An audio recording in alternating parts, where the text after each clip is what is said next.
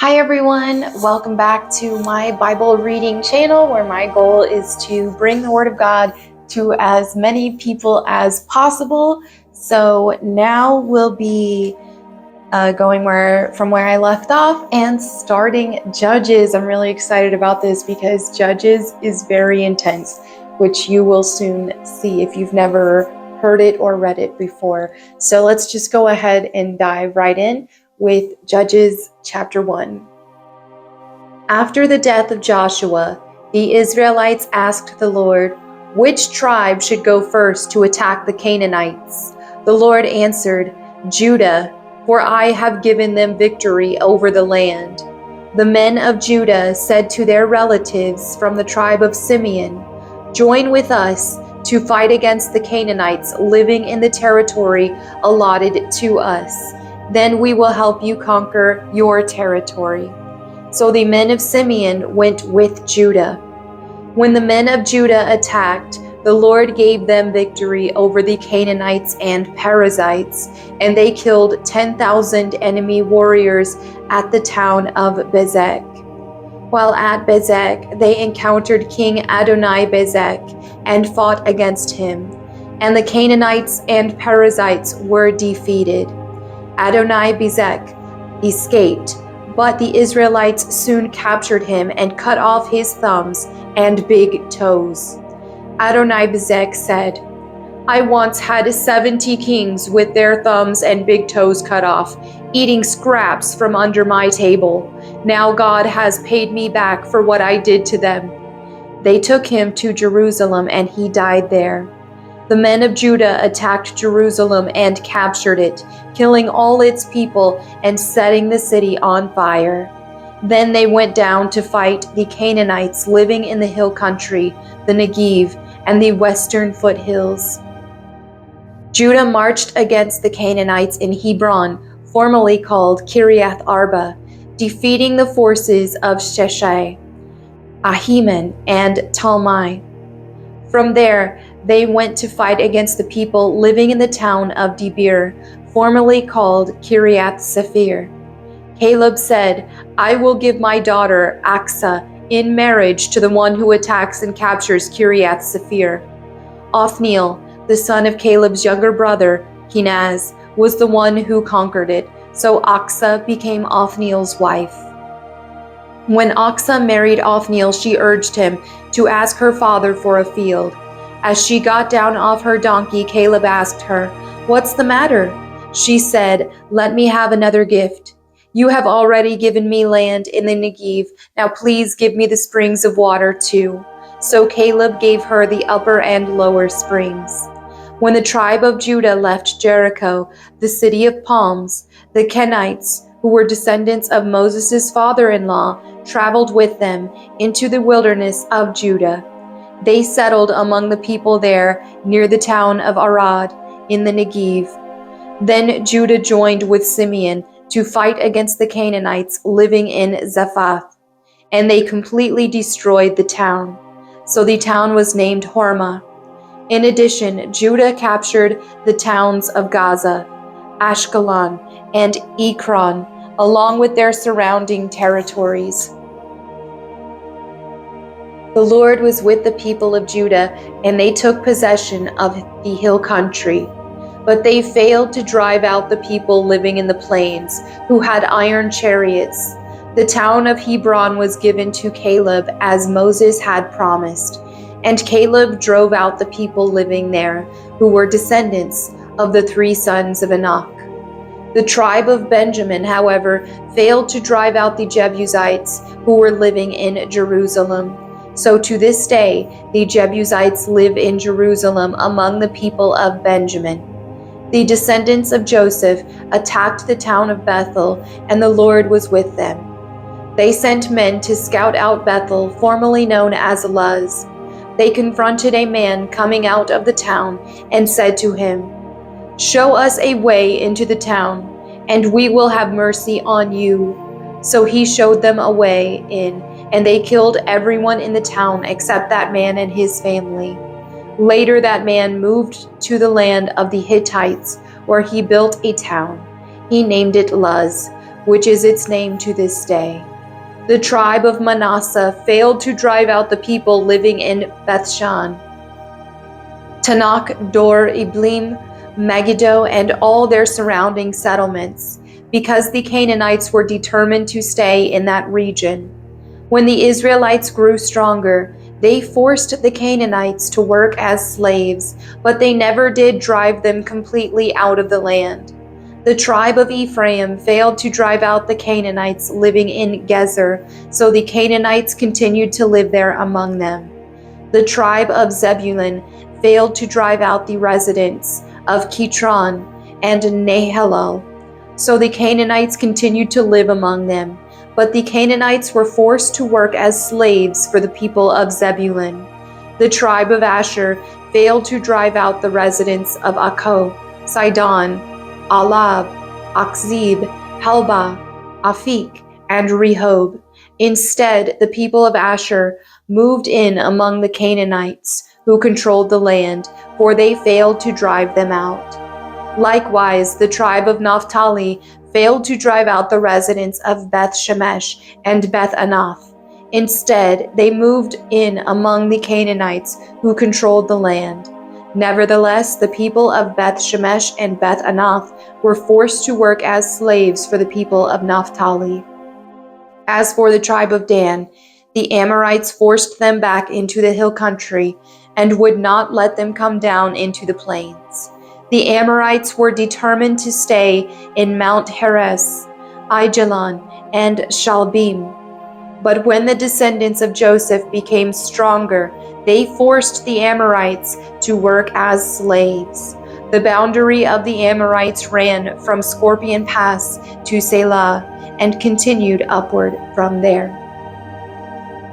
Judges chapter 2. The angel of the Lord went up from Gilgal to Bochim and said to the Israelites, I brought you out of Egypt into this land that I swore to give your ancestors, and I said I would never break my covenant with you. For your part, you were not to make any covenants with the people living in this land. Instead, you were to destroy their altars, but you disobeyed my command. Why did you do this? So now I declare that I will no longer drive out the people living in your land. They will be thorns in your sides, and their gods will be a constant temptation to you. When the angel of the Lord finished speaking to all the Israelites, the people wept loudly. So they called the place Bochim, which means weeping, and they offered sacrifices there to the Lord. After Joshua sent the people away, each of the tribes left to take possession of the land allotted to them. And the Israelites served the Lord throughout their lifetime of Joshua and the leaders who outlived him, those who had all seen the great things the Lord had done for Israel. Joshua, son of Nun, the servant of the Lord, died at the age of 110. They buried him in the land he had been allocated at Timnath-Serah, in the hill country of Ephraim, north of Mount Gash. After that generation died, another generation grew up, who did not acknowledge the Lord or remember the mighty things he had done for Israel. The Israelites did evil in the Lord's sight and served the images of Baal. They abandoned the Lord, the God of their ancestors, who had brought them out of Egypt. They went after other gods, worshiping the gods of the people around them, and they angered the Lord. They abandoned the Lord to serve Baal and the images of Ashtoreth. This made the Lord burn with anger against Israel, so he handed them over to raiders who stole their possessions. He turned them over to their enemies all around, and they were no longer able to resist them. Every time Israel went out to battle, the Lord fought against them, causing them to be defeated, just as he had warned, and the people were in great distress. Then the Lord raised up judges to rescue the Israelites from their attackers. Yet Israel did not listen to the judges, but prostituted themselves by worshiping other gods. how quickly they turned away from the path of their ancestors who had walked in obedience to the Lord's commands. Whenever the Lord raised up a judge over Israel, he was with that judge and rescued the people from their enemies throughout the judge's lifetime. For the Lord took pity on his people who were burdened by oppression and suffering. But when the judge died, the people returned to their corrupt ways, behaving worse than those who had lived before them. They went after other gods, serving and worshiping them, and they refused to give up their evil practices and stubborn ways. So the Lord burned with anger against Israel. He said, "Because these people have violated my covenant, which I made with their ancestors, and have ignored my commands, I will no longer drive out the nations that Joshua left unconquered when he died. I did this to test Israel, to see whether or not they would follow the ways of the Lord as their ancestors did. That is why the Lord left those nations in place. He did not quickly drive them out or allow Joshua to conquer them all." Judges chapter 3. These are the nations that the Lord left in the land to test those Israelites who had not experienced the wars of Canaan. He did this to teach warfare to generations of Israelites who had no experience in battle. These are the nations: the Philistines, those living under the 5 Philistine rulers, all the Canaanites, the Sidonians, the Hivites living in the mountains of Lebanon from Mount Baal-Hermon to Lebo-Hamath. These people were left to test the Israelites, to see whether they would obey the commands the Lord had given to their ancestors through Moses. So the people of Israel lived among the Canaanites, Hittites, Amorites, Perizzites, Hivites, and Jebusites, and they intermarried with them. Israelite sons married their daughters, and Israelite daughters were given in marriage to their sons, and the Israelites served their gods. The Israelites did evil in the Lord's sight. They forgot about the Lord their God, and they served the images of Baal and the Asherah poles. Then the Lord burned with anger against Israel, and he turned them over to King Cushan-Rishathaim of Aram Naharaim. And the Israelites served Cushan-Rishathaim for 8 years. But when the people of Israel cried out to the Lord for help, the Lord raised up a rescuer to save them. His name was Othniel, the son of Caleb's younger brother, Kenaz. The Spirit of the Lord came upon him, and he became Israel's judge. He went up to war against King Cushan-Rishathaim of Aram, and the Lord gave Othniel victory over him. So there was peace in the land for 40 years. Then Othniel, son of Kenaz, died. Once again, the Israelites did evil in the Lord's sight, and the Lord gave King Eglon of Moab control over Israel because of their evil. Eglon enlisted the Ammonites and the Amalekites as allies, and then he went out and defeated Israel, taking possession of Jericho, the city of palms. And the Israelites served Eglon of Moab for 18 years. But when the people of Israel cried out to the Lord for help, the Lord again raised up a rescuer to save them. His name was Ehud, son of Gera, a left-handed man of the tribe of Benjamin. The Israelites sent Ehud to deliver their tribute money to King Eglon of Moab. So Ehud made a double-edged dagger that was about 1 foot long, and he strapped it to his right thigh, keeping it hidden under his clothing. He brought the tribute money to Eglon, who was very fat. After delivering the payment, Ehud started home with those who had helped carry the tribute. But when Ehud reached the stone idols near Gilgal, he turned back. He came to Eglon and said, "I have a secret message for you." So the king commanded his servants, "Be quiet," and he sent them all out of the room. Ehud walked over to Eglon, who was sitting alone in a cool upstairs room. And Ehud said, I have a message from God for you." As King Eglon rose from his seat, Ehud reached with his left hand, pulled out the dagger strapped to his right thigh, and plunged it into the king's belly. The dagger went so deep that the handle disappeared beneath the king's fat. So Ehud did not pull out the dagger, and the king's bowels emptied. Then Ehud closed and locked the door of the room and escaped down the latrine. After Ehud was gone, the king's servant returned and found the doors to the upstairs room locked. They thought he might be using the latrine in the room, so they waited. But when the king didn't come out after a long delay, they became concerned and got a key. And when they opened the doors, they found their master dead on the floor. While the servants were waiting, Ehud escaped, passing the stone idols on his way to Seirah. When he arrived in the hill country of Ephraim, Ehud sounded a call to arms. Then he led a band of Israelites down from the hills. "Follow me," he said, "for the Lord has given you victory over Moab, your enemy." So they followed him, and the Israelites took control of the shallow crossings of the Jordan River across from Moab, preventing anyone from crossing. They attacked the Moabites and killed about 10,000 of their strongest and most able-bodied warriors. Not one of them escaped. So Moab was conquered by Israel that day, and there was peace in the land for 80 years. After Ehud, Shamgar, son of Anath, rescued Israel.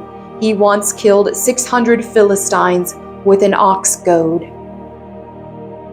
All right, Judges chapter 4. After Ehud's death, the Israelites again did evil in the Lord's sight. So the Lord turned them over to King Jabin of Hazor, a Canaanite king. The commander of his army was Sisera, who lived in Harosheth Hagoyim. Sisera, who had 900 iron chariots, ruthlessly oppressed the Israelites for 20 years. Then the people of Israel cried out to the Lord for help.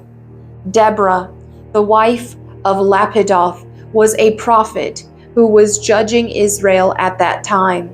She would sit under the palm of Deborah between Ramah and Bethel in the hill country of Ephraim, and the Israelites would go to her for judgment. One day she sent for Barak, son of Abinoam, who lived in Kadesh in the land of Naphtali. She said to him, "This is what the Lord, the God of Israel, commands you. Call out 10,000 warriors from the tribe of Naphtali and Zebulun at Mount Tabor, and I will call out Sisera, commander of Jabin's army, along with his chariots and warriors, to the Kishon River. There I will give you victory over him." Barak told her, "I will go, but only if you go with me." "Very well," she replied, "I will go with you, but you will receive no honor in this venture, for the Lord's victory over Sisera will be at the hands of a woman." So Deborah went with Barak to Kadesh. At Kadesh, Barak called together the tribes of Zebulun and Naphtali, and 10,000 warriors went up with him. Deborah also went with him. Now Heber the Kenite, a descendant of Moses' brother-in-law, Hobab, had moved away from the other members of his tribe and pitched his tent by the oak of Zananim near Kadesh. When Sisera was told that Barak's son Abinoam had gone up to Mount Tabor, he called for all 900 of his iron chariots and all of his warriors, and they marched from Harosheth Hagoyim to Kishon River. Then Deborah said to Barak, "Get ready. This is the day the Lord will give you victory over Sisera, for the Lord is marching ahead of you." So Barak led his 10,000 warriors down the slopes of Mount Tabor into battle. When Barak attacked, the Lord threw Sisera and all his chariots and warriors into a panic. Sisera leaped down from his chariot and escaped on foot. Then Barak chased the chariots and the enemy army all the way to Harosheth Hagoyim, killing all of Sisera's warriors. Not a single one was left alive.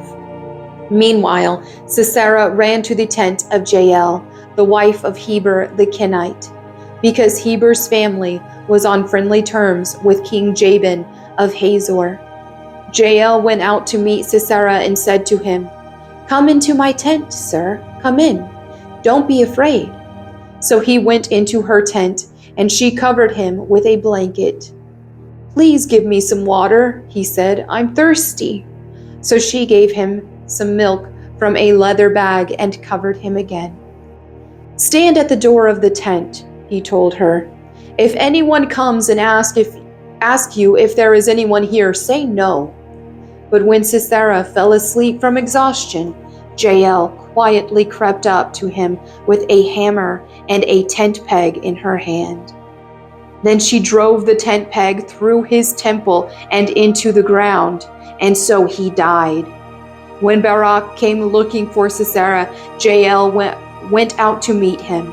She said, "Come, and I will show you the man you are looking for." So he followed her into the tent and found Sisera lying there dead, with the tent peg through his temple. So on that day Israel saw God defeat Jabin, the Canaanite king, and from that time on, Israel became stronger and stronger against King Jabin until they finally destroyed him. Judges chapter 5. On that day, Deborah and Barak, son of Abinoam, sang this song. Israel's leader took charge, and the people gladly followed. Praise the Lord. Listen, you kings. Pay attention, you mighty rulers, for I will sing to the Lord. I will make music to the Lord, the God of Israel. Lord, when you set out from Seir and marched across the fields of Edom, the earth trembled, and the cloudy skies poured down rain. The mountains quaked in the presence of the Lord, the God of Mount Sinai, in the presence of the Lord, the God of Israel. In the days of Shamgar, son of Anath, and in the days of Jael, people avoided the main roads, and travelers stayed on winding pathways. There were few people left in the villages of Israel until Deborah arose as a mother for Israel. When Israel chose new gods, war erupted at the city gates. Yet not a shield or spear could be seen among the 40,000 warriors in Israel. My heart is with the commanders of Israel, with those who volunteered for war. Praise the Lord. Consider this, you who ride on fine donkeys, you who sit on fancy saddle blankets, and you who walk along the road. Listen to the village musicians gathered at the watering holes. They recount the righteous victories of the Lord and the victories of his villagers in Israel. Then the people of the Lord marched down to the city gates. Wake up, Deborah, wake up. Wake up, wake up, and sing a song. Arise, Barak, lead your captives away, son of Abinoam. Down from Tabor marched the few against the nobles. The people of the Lord marched down against mighty warriors. They came down from Ephraim, a land that once belonged to the Amalekites. They followed you, Benjamin, with your troops. From Machir the commanders marched down. From Zebulun came those who carry a commander's staff.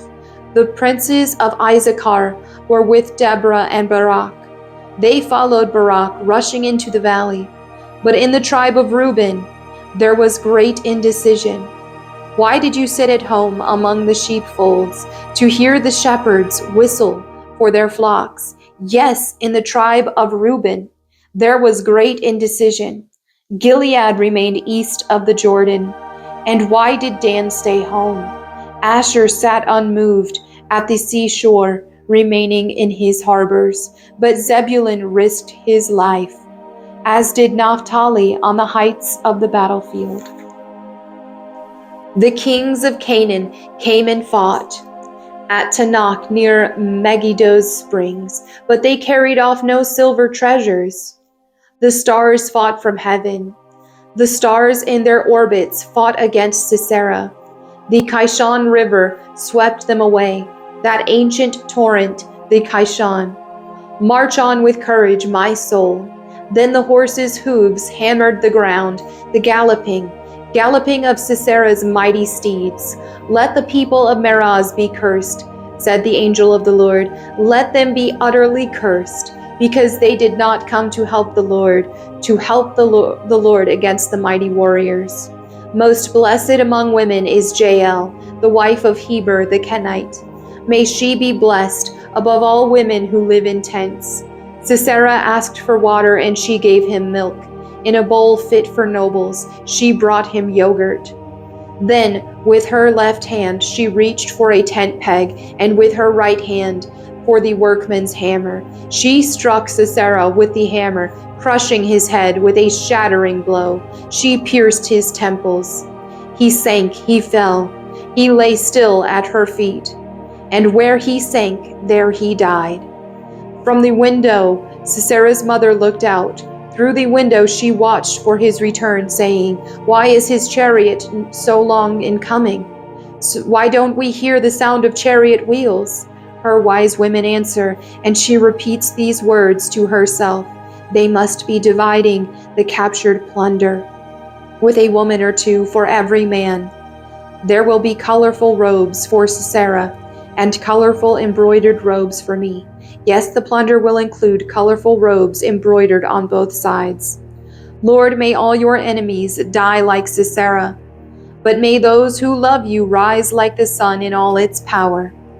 Then there was peace in the land for 40 years.